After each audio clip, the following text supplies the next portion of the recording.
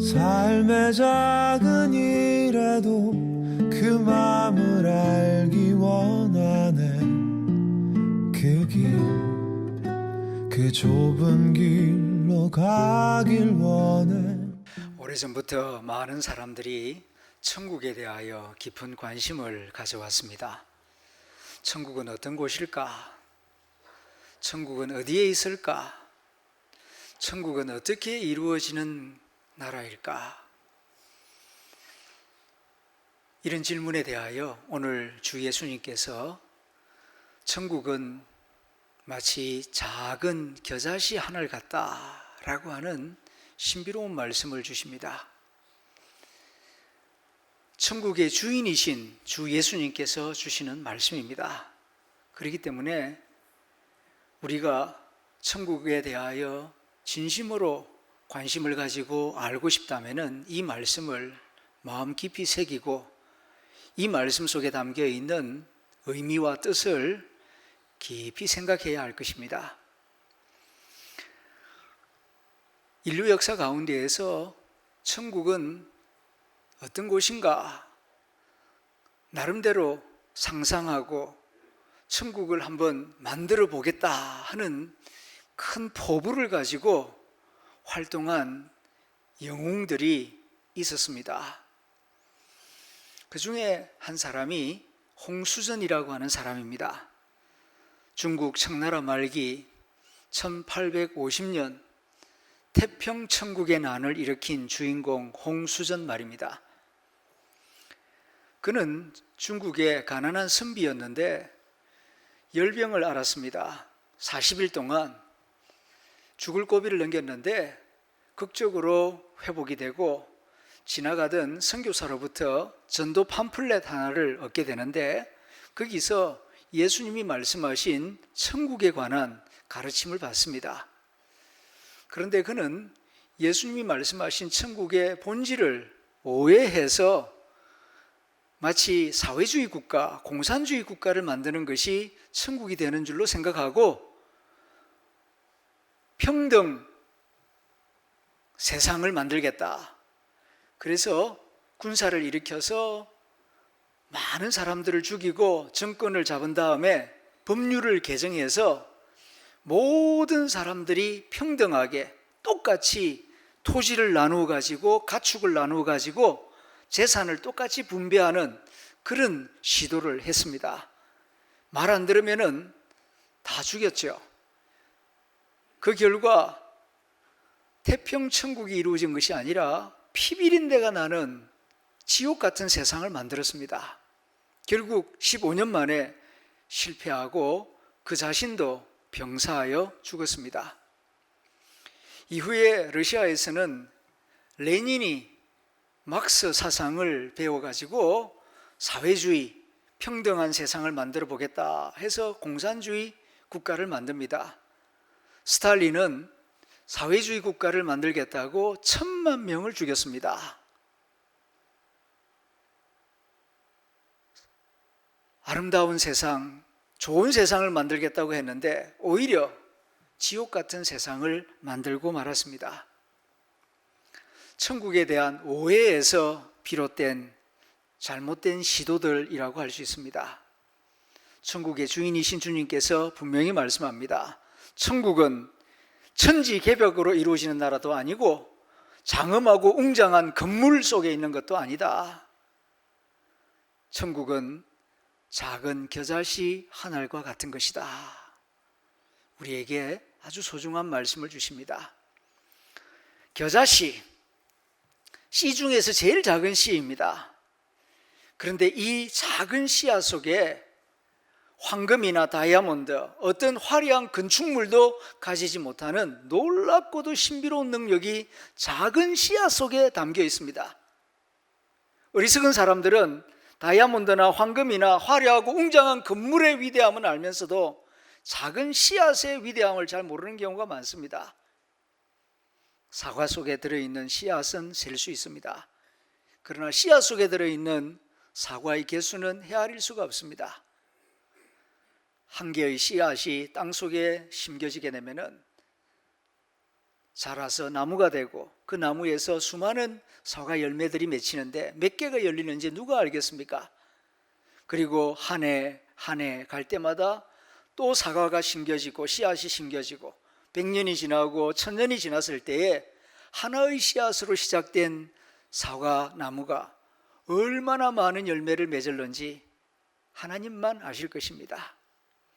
그래서 작다고 없이 여기지 말라는 겁니다. 겨자씨같이 작은 씨앗이지만 살아있는 씨앗, 땅속에 심겨져서 썩어지는 씨앗, 그 씨앗을 통하여서 새 생명의 역사가 일어나고 세상은 변화할 것이다. 천국은 그렇게 이루어질 것이다. 주님께서 말씀하시는 것입니다. 이 작은 겨자씨가 의미하는 바가 무엇이겠습니까? 믿음, 소망, 사랑을 의미합니다. 이 세상은 마치 정글과도 같습니다. 하나님이 만드신 원래 세상은 정글이 아니라 정원이었습니다. 에덴 동산이었습니다. 그런데 인간이 범죄함으로 탐욕과 교만으로 말미암아 서로 죽이고 싸우는 정글 같은 세상으로 만들어 나왔습니다. 적자 생존의 법칙, 약육 강식의 법칙, 정글 속에 있는 동물 세계의 그런 법칙이 인간 사회를 지배하고 있지 않습니까? 겉으로 보기에는 상당히 교양이 있고 그리고 과학기술을 발전시키고 학교도 만들고 병원도 만들고 그럴싸하게 보이죠. 그러나 솔직하게 우리 내면을 들여다보십시다. 다 적자 생존, 약육 강식의 법칙에 지배당하고 있지 않습니까? 우리 아이들에게 뭐라고 가르칩니까? 강해져야 한다. 싸워서 이겨야 된다. 지면은 바보 된다. 패배자가 된다. 그래서 아이들을 들볶고 좋은 학교 보내려고 하고 얼마나 많은 수고를 합니까? 이 정글 같은 세상 가운데 하나님의 아들 예수님이 오셔서 다시 정원으로 만들기 위하여서 많은 가르침을 주시고 자기 자신이 하늘의 작은 미랄이 되어서 골고다 언덕에서 피 흘려 죽으셨습니다. 겨자씨라고 하는 것은 정원을 만드는 데 필요한 생명을 의미합니다. 정글 같은 이 세상을 정원같이 다시 아름다운 세상으로 만들기 위해서는 사랑을 심고 믿음을 심고 소망을 심어야 합니다. 우리가 사는 세상은 지금 미움과 의심과 낙심으로 가득 차 있습니다. 한 예만 들어본다면은 이 세상은 의심으로 가득해요. 서로가 서로를 믿지 않습니다. 그러니까 다 자물쇠를 가지고 있고 비밀번호를 사용하고 첩첩 겹겹 울타리를 만들고 있지 않습니까? 이런 세상 가운데에 우리가 이 사랑의 겨자씨, 믿음의 겨자씨, 소망의 겨자씨를 하나하나 심어 나갈 때에 언제가 될는지는 모르지만은 그런 작은 겨자씨 씨앗 심는 운동을 통하여서 하나님 나라가 이루어지고 천국이 이루어진다 하는 것을 주님께서 말씀하시는 것입니다. 오늘은 월드비전과 함께 예배를 드리고 있습니다. 월드비전이 어떻게 시작되었는가? 밥 피어스 목사님에 의하여 시작되었습니다. 밥 피어스 목사님은 미국 복음주의 목사님이시고 부흥사였습니다. 1947년 중국으로 건너가서 부흥회를 인도합니다. 많은 부흥회를 인도했죠. 그러다가 거기서 활동하고 있는 미국인 여성 선교사를 만납니다. 그때 그 선교사님이 밥 피어스 목사님에게 어린 중국인 소녀를 보여주면서 이 아이를 좀 도와달라고 했습니다. 그러니까 무슨 사정이 있느냐고 물어보니까 이 아이가 복음을 듣고 예수님을 마음에 영접하고 세례를 받았는데 집에서 아버지로부터 심하게 얻어맞았습니다. 그리고 집에서 쫓겨났습니다. 갈 데가 없어요. 그래서 선교사에게 왔는데 선교사가 이 아이를 도와줘야 되겠는데 가진 것이 없습니다. 밥 피어스 목사님이 호주머니를 뒤지게 보니까 $5가 있습니다. 그것을 주면서 우선 이것으로 아이를 좀 돌봐주십시오. 내가 돌아가서 매달 $5씩을 보내드리겠습니다. 그리고 49년도 우리나라에 와서 남대문교회 영락교회에서 집회를 인도하고 한경직 목사님과 여러 시골교회를 다니면서 한국의 상황을 보았습니다. 1949년 당시 우리나라 1인당 GNP는 60달러였습니다. 지금은 3만 달러가 넘죠. 시골을 다니면서 한국이 너무 가난하고 특별히 어린아이들이 열악한 환경에서 자라는 모습을 보았습니다. 그때에 바피어스 목사님이 기도합니다. 하나님, 하나님이 아파하시는 것으로 내 마음을 아프게 해주십시오. 이 기도가 아주 유명한 기도가 됩니다. 월드비전의 정신적 기초가 되는 기도문이 되죠. 하나님, 하나님의 마음을 아프게 하는 것들로 내 마음도 아프게 해 주십시오. 그리고 미국으로 돌아갔는데 그 다음에 1950년 6.25 전쟁이 일어납니다. 정말 우리나라는 참혹했죠. 그때에 한국을 도울 길이 없을까 생각하다가 목사의 신분으로는 올 수가 없으니까 종군 기자가 되어서 우리나라에 들어옵니다. 카메라를 들고 여러 곳을 다니면서 전쟁의 참혹한 장면들을 찍었습니다. 특별히 부모를 잃어버린 어린아이들의 모습 사진에 많이 담았습니다. 그러는 가운데에 한경직 목사님과 여러 목사님들이 전쟁 중에 부모를 잃어버린 고아들 그리고 남편을 잃어버린 미망인들을 위해서 목회자들이 연합운동을 해서 그들을 돕기 위한 운동을 하고 있는 것을 눈여겨보고 우리가 이들을 좀 더 체계적으로 돕기 위한 조직, 기구를 만듭시다. 그렇게 해서 시작된 모임이 한국선명회였습니다.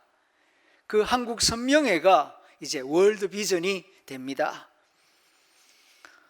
발전에 발전을 거듭해서 지금은 이 월드비전을 통하여 전 세계 고통받는 어린이들 1억 명을 돕는 큰 기구가 되었습니다. 우리나라도 미국 다음으로 많은 기부금을 내는, 옛날에는 도움을 받던 나라였는데 지금은 도움을 주는 그런 비약적인 발전을 이루었습니다. 중국 소녀, 그를 돕기 위한 5달러, 작은 겨자씨의 도움이었습니다. 그러나 그것으로부터 발전하여서 지금은 많은 어린이들을 돕는 큰 나무가 된 것입니다. 저는 지난 6월 아프리카 산골 오지에 살고 있는 고아 3남매를 만났습니다. 물론 월드비전이 기획하고 준비한 현장이었습니다마는 너무 가난하고 가련한 아이들을 보고 마음이 아팠습니다. 홍보 촬영도 중요하지만은 제가 만난 아이들에게 정말 작은 도움이 되고 싶었습니다. 그래서 최선을 다했습니다. 성도들이 십시일반 제게 준 헌금을 가지고 그 아이들이 사는 집을 새로 지어 주었습니다. 흙벽돌로 지은 집이 기울어져서 비가 오면 무너질 것 같았기 때문입니다. 이번 추석에는 서울에 사는 아들 부부와 인천에 사는 아들 부부가 내려와서 함께 가정 예배를 드리고 음식을 먹으면서 르완다 산골 오지에 사는 고아 3남매 이야기를 나누었습니다. 감동을 받은 아들 부부가 고맙게도 둘째 아이 임마누엘을 자기가 돕겠다고 했습니다. 그리고 딸 부부는 셋째 아이 솔란지를 돕겠다고 약속했습니다. 물론 첫째 아이는 저희 부부가 돕기로 했고요. 참으로 의미 있는 추석 명절이었습니다.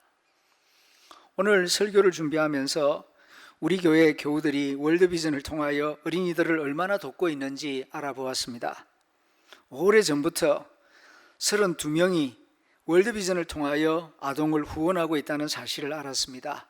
참으로 감사하고 귀한 일입니다. 겨자씨 같은 사랑의 실천이지만 언젠가는 겨자씨 나무같이 자라나서 주님 말씀처럼 새들이 와서 그 가지에 깃들이는 일들이 일어날 줄로 믿습니다. 조동아 시인은 이런 시를 지었습니다. 나 하나 꽃피어 풀밭이 꽃밭 되겠느냐고 말하지 마십시오. 내가 꽃피고 당신이 꽃피면은 그 언젠가는 풀밭이 꽃밭으로 되지 않겠습니까?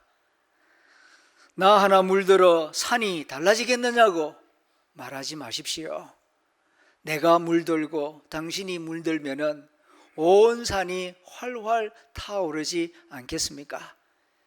겨자씨 같이 작은 씨앗이지만 사랑으로, 믿음으로, 소망으로 심으면 언젠가는 풀밭이 꽃밭으로 변하고 온 산이 아름답게 변하는 역사가 일어날 줄로 믿습니다. 여기에 우리의 믿음이 있습니다. 이러한 믿음의 실천, 사랑의 실천을 통하여 천국이 좀 더 가까이 우리에게 임할 줄로 믿습니다. 기도하겠습니다.